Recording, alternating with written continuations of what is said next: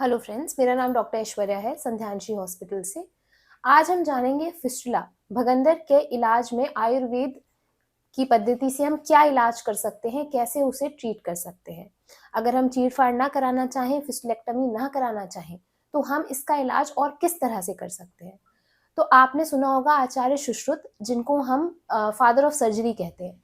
उन्होंने क्षार सूत्र का प्रोसीजर बताया है भगंदर के लिए। तो भगंदर जो बीमारी है, इसमें होता क्या है, एक ट्रैक फॉर्म हो जाता है जिसमें से पस डिस्चार्ज होता है और खून का रिसाव होता है। इस ट्रैक को हम ठीक कर कैसे सकते हैं? तो जो क्षार सूत्र की पद्धति है, उसमें क्षार सूत्र नाम से एक थ्रेड होता है जिसमें मेडिसिन की लेयरिंग होती है। इस धागे को हम उस ट्रैक में डाल देते हैं। ये धागा क्या करता है? सबसे पहला काम तो ये क्या करता है, ट्रैक को पेटेंट रखता है। पेटेंट रखता है, इसका क्या मतलब है? अब ट्रैक में धागा पड़ा रहने की वजह से जो पस अंदर फॉर्म होता है, वो अंदर इकट्ठा ना होके बाहर की तरफ बहता रहता है। इससे क्या होगा, इन्फेक्शन जो है बहुत अंदर तक नहीं जा पाएगा।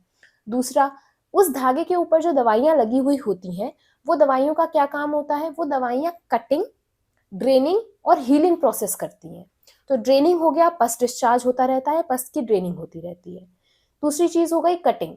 तो इसमें जो क्षार लगा होता है, उसका काम होता है ट्रैक को एक साइड से कट करके वो ट्रैक छोटा करता जाता है, और जो ट्रैक आगे से कट रहा है, उसे दूसरी दवाइयाँ फिल करती रहती हैं।